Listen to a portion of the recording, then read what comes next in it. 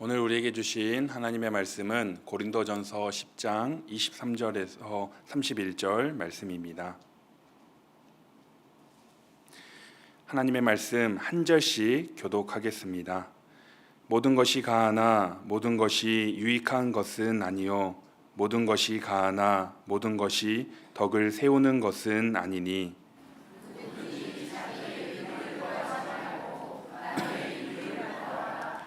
무릇 시장에서 파는 것은 양심을 위하여 묻지 말고 먹으라.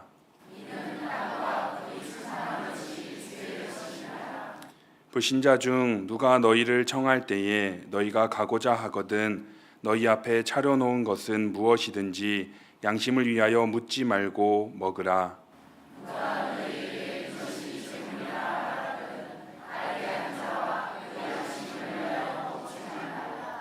내가 말한 양심은 너희의 것이 아니요 남의 것이니 어찌하여 내 자유가 남의 양심으로 말미암아 판단을 받으리요.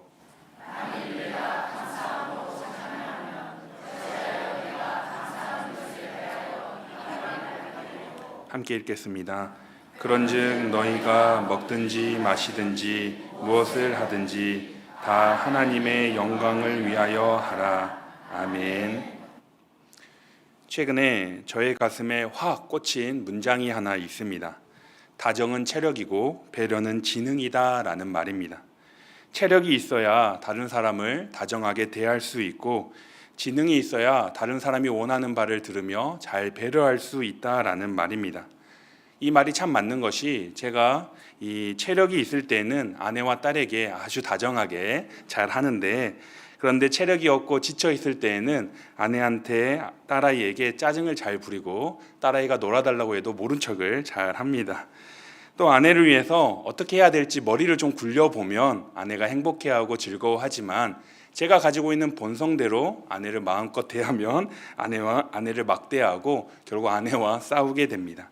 그래서 가정의 화목을 위해서라도 저에게 체력과 지능이 참 필요하다라는 것을 느끼곤 합니다. 꼭 기도해 주십시오. 그런데 이 체력과 지능은 믿음 생활에 있어서도 마찬가지입니다.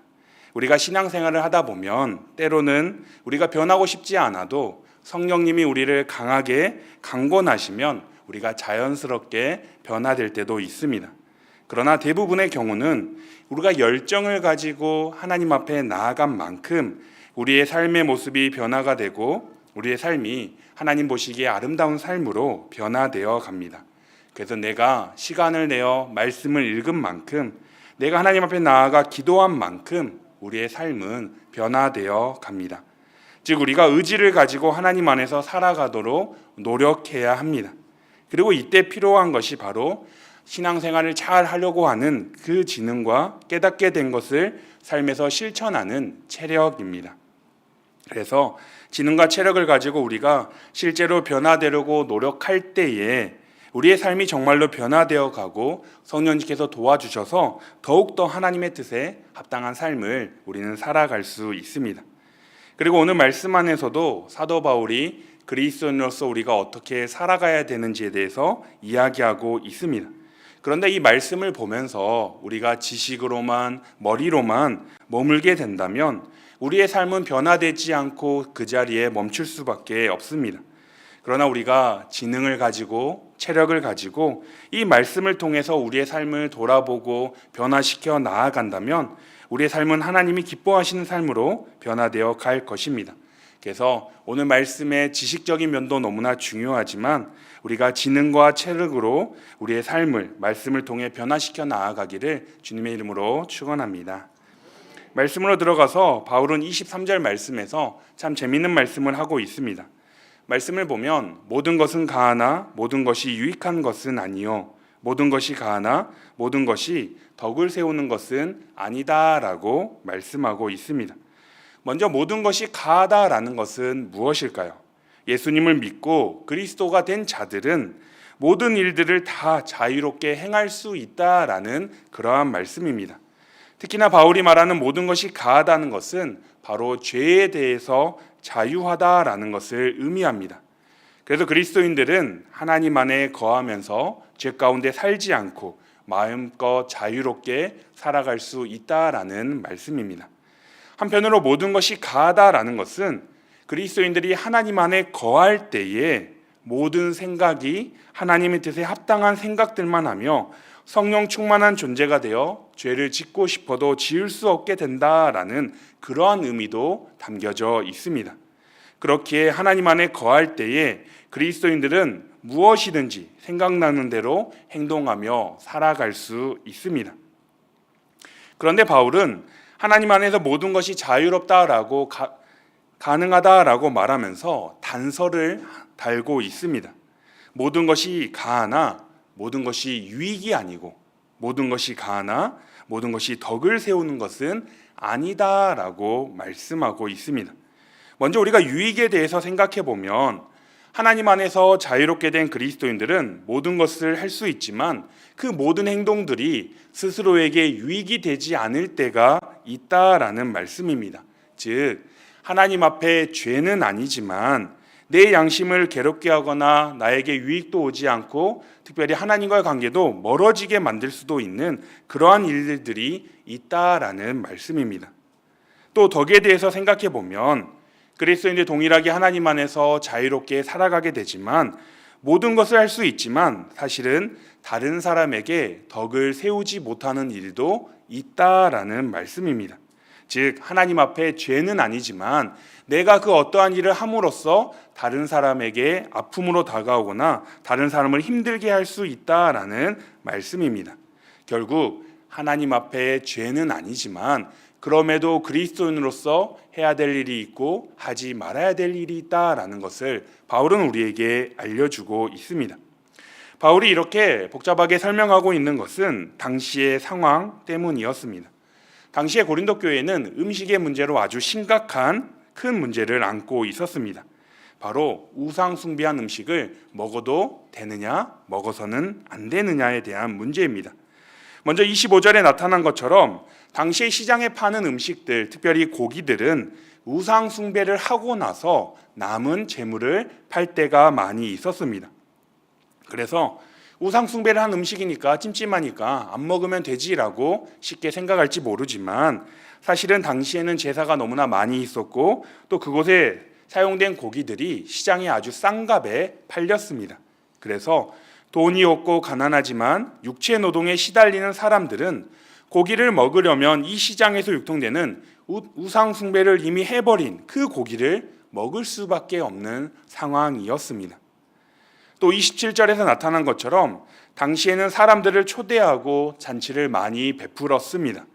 그런데 우리가 밥 먹기 전에 식사 기도를 하는 것처럼 당시의 잔치는 우상 숭배를 하고 나서 그 다음에 우상 숭배한 그 재물을 함께 나누어 먹는 일이었습니다. 그렇기에 불신자들이 초대했다라는 것은 당연히 그때 먹는 음식들이 바로 우상 숭배한 음식이다라는 것을 알 수 있습니다.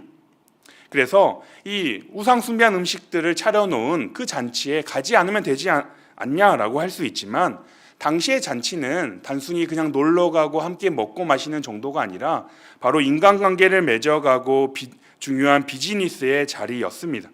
그렇게 이 잔치에 참여하지 않는다는 것은 그 사람과 관계를 맺지 않는다라는 것을 의미하고 결국에는 사회생활을 제대로 할 수 없는 것을 의미합니다. 결국 일상생활을 살아가는 데 있어서 이 우상 숭배한 음식이 아주 큰 영향을 미치고 있었습니다. 이러한 문제들 속에서 고린도 교회의 성도들은 많은 것들을 고민하고 어떻게 해야 될지 서로 싸우고 다툼까지도 일어났습니다. 그렇게 바울은 우상 숭배한 이 음식을 어떻게 해야 되는지에 대해서 고린도 교회 성도들에게 답을 줘야만 했습니다. 그래서 가장 먼저 바울은 모든 것이 가하다라는 말처럼 시장에 있는 우상 숭배 파는 그 재물을 먹어도 된다라고 말씀하였습니다. 또 불신자들의 초대를 받았을 때에도 그곳의 음식을 마음껏 먹어도 된다라고 이야기하고 있습니다.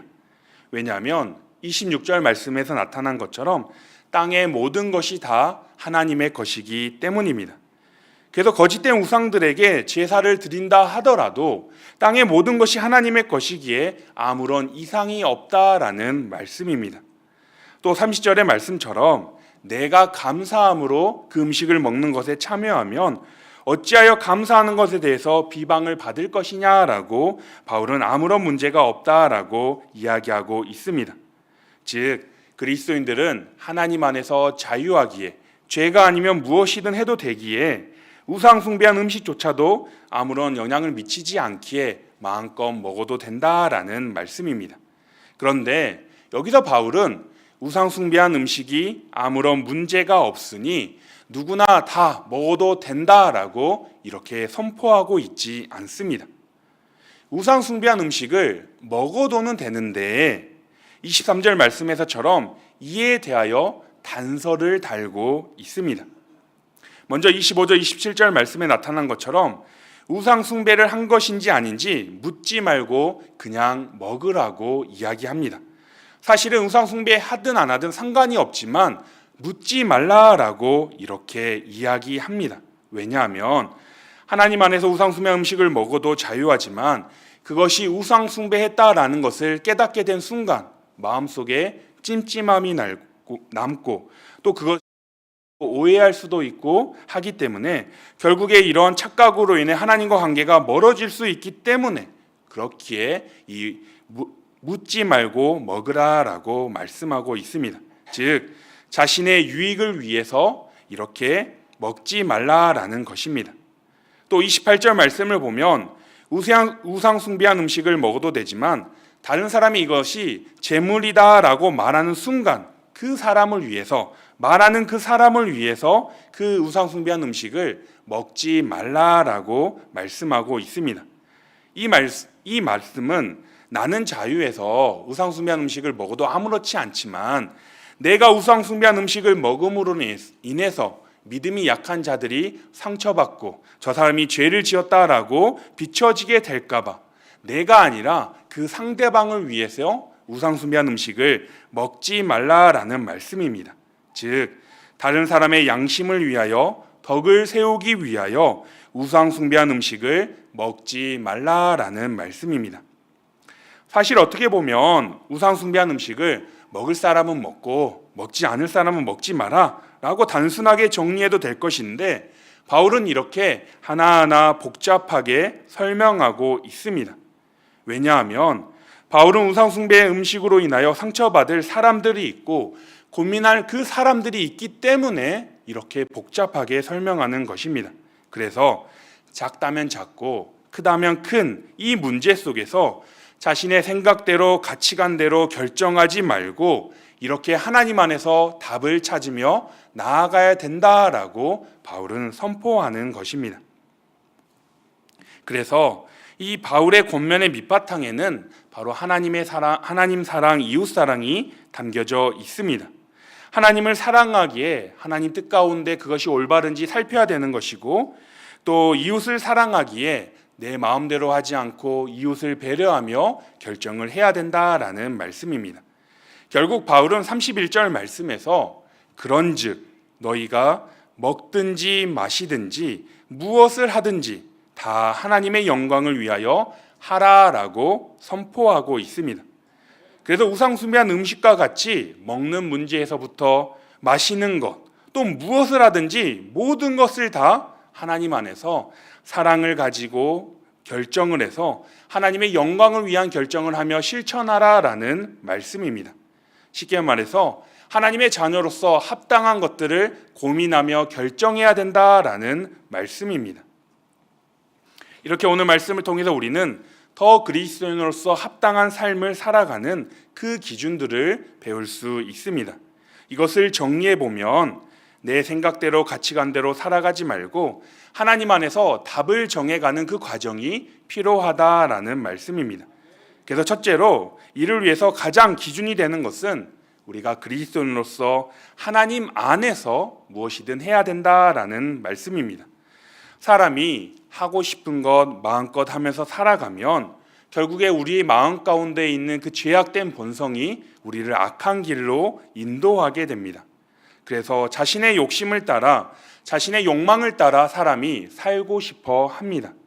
그렇게 가장 먼저 그리스도인으로서 고민해야 하는 것은 내가 정말 하나님 안에 있는지 죄악된 본성 가운데 있는지 우리는 살피며 나아가야 합니다. 특별히 하나님이 미워하시는 죄악인지 우리는 반드시 살펴야 합니다. 그래서 하나님 안에서 죄가 아닐 때에 우리는 자유롭게 그 일들을 행하며 살아갈 수 있습니다. 두 번째 기준은 나에게 유익이 되는지 살피는 일입니다. 그래서 하나님 안에서 죄도 아니지만 내가 하는 일들이 나에게 정말 유익이 되는 일인지 살펴야 합니다. 그래서 혹시나 이 일들을 행했을 때 내 안에 양심이 찔리는지, 혹시나 내 마음 가운데 꺼리낌이 있는지, 혹시나 이런 일로 인해서 하나님과 관계가 멀어질 수 있는지 우리는 살펴봐야 합니다. 여러분의 마음을 조금 어렵게 만들어 볼까요? 이 TV 드라마 보는 거 어떠할까요? 이 TV 드라마 본다고 해서 하나님 앞에 물론 죄는 아닙니다. 그런데 계속 보면 우리에게 유익일까요? 하나님과 관계 속에서 우리에게 유익으로 다가올까요? 저는 한 번도 TV 보면 안 된다고 말하지 않았습니다. 각자의 상황 속에서 고민해 보시기 바랍니다. 그리고 세 번째 기준은 다른 사람을 위해 덕을 세우는 일인지 우리가 고민해야 합니다.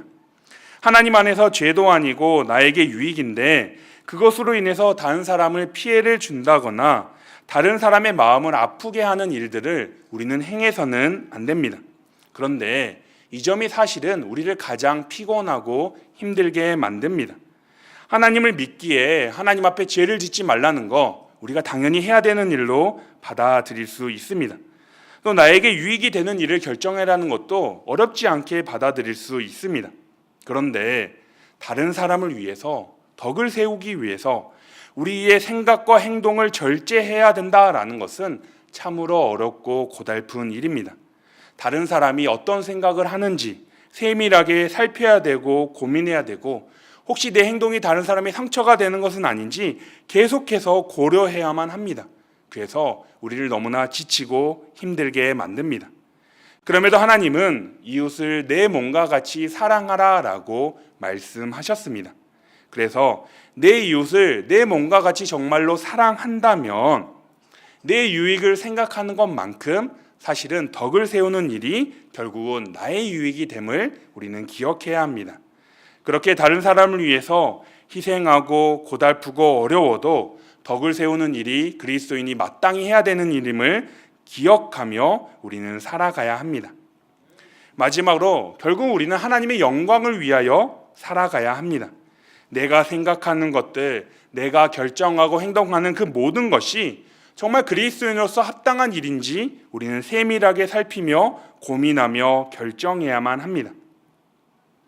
그런데 우리가 그리스도인이라고 내가 하는 모든 일을 성경의 말씀대로 먹고 마시고 무엇을 하든지 이 기준대로 고려하며 살아간다는 것은 참으로 힘든 일입니다. 오늘 말씀을 문자 그대로 생각해 보면 내가 아침에 눈을 떠서 무슨 생각을 할지, 무엇을 할지, 아침을 무엇을 먹을지, 어떻게 씻을지, 또 하루의 일과를 어떻게 보낼지, 잠자기 전에 내가 무엇을 할지 그 모든 것을 사실은 하나님의 영광을 위하여 우리는 결정하고 실행해야만 합니다. 그러나 이렇게 생각하며 살아간다는 것은 너무나 힘든 일이고 어쩌면 불가능한 일일지 모릅니다. 그런 점에서 우리는 두 가지를 기억해야 합니다. 먼저는 신앙생활을 한다라는 것은 내 삶의 주인이 내가 아니라 예수님임을 기억하며 살아가는 것입니다. 그래서 내 삶의 모든 것들, 내 가치관대로 살아간다라는 것은 사실은 내가 주인이 되어 살겠다라는 말입니다. 그렇기에 내가 하는 모든 것들이 다 정말로 예수님이 내 삶의 주인이기에 예수님의 뜻에 따라 하나님의 영광을 위하여 우리가 결정하며 살아가야만 합니다. 이러한 삶을 살아갈 때에 하나님께서 우리를 도와주셔서 우리를 변화시켜 나아갈 것입니다. 그래서 우리는 작은 일까지도 그리고 평소에 너무나 당연히 해도 되는 일이라고 생각했던 그 일까지도 우리는 고민해야만 합니다. 그냥 나는 그렇게 생각하니까 할래가 아니라 작은 일까지도 정말 이것이 하나님을 위한 일인지 하나님의 영광을 위한 일인지 우리는 고민해야 합니다. 그리고 그것을 실천해야 합니다. 지식으로만 머리로만 아는 것이 아니라 우리는 꼭 실천해야만 합니다. 이런 점에서 서두에서 이야기했던 것처럼 신앙인으로서 살아가는데 지능과 체력이 우리에게 필요합니다. 지식으로 알게 된 하나님의 영광을 위한 삶을 우리는 지능을 가지고 고민하며 살아가야 합니다.